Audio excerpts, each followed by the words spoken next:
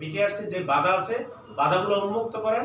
আমরা ব্যবসা করতে চাই, আমরা ব্যবসা করি, ট্যাক্স দেই, ব্যাট দেই, রিটার্ন দেই, সাথে সাথে জাকাতও দেই।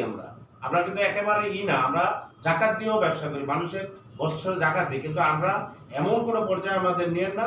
আমরা একটা একেবারে আমার প্যাডে লাথি দিয়েন না, কারণ আপনি গভর্নমেন্ট আমার ব্যাংকের ইনস্টলমেন্ট দিবেন না, আমাকে আমারটাই দিতে হবে। আর না হইলে আমাকে ব্যাংক, আমি যখন ইনস্টলমেন্ট দিতে পারবো না, আমি তখন কিন্তু আমাকে আইনের আশ্রয়ে, আইনের কাঠগড়ায় দাঁড় করতে হবে। আমার এই যে ব্যবসা, দোকানপাট, সব এগুলো বেকার হয়ে যাইব। আপনারা যারা এই সিন্ডিকেট, যারা আজকে দেখেন এই যে এনইআরআই সিস্টেম, এই সিস্টেম কারা গভর্নমেন্ট চালু করতেছে, কিন্তু এটা টোটাল ইনস্টলমেন্টের টাকা কারা দিচ্ছে? টাকা দিচ্ছে এই 9টা কোম্পানি। আপনি জানবেন এটা ওপেন 11 কোটি টাকা, 11 কোটি 40 লাখ টাকা এই সিস্টেমের টাকা দিছে হইলো আপনার এই কোম্পানিগুলা। কেন গভর্নমেন্টের কি টাকা নাই? বিটিআরসি টাকা নাই? আমরা কেন একজনের টাকা নিয়ে আমরা এই কাজ করতে যাব?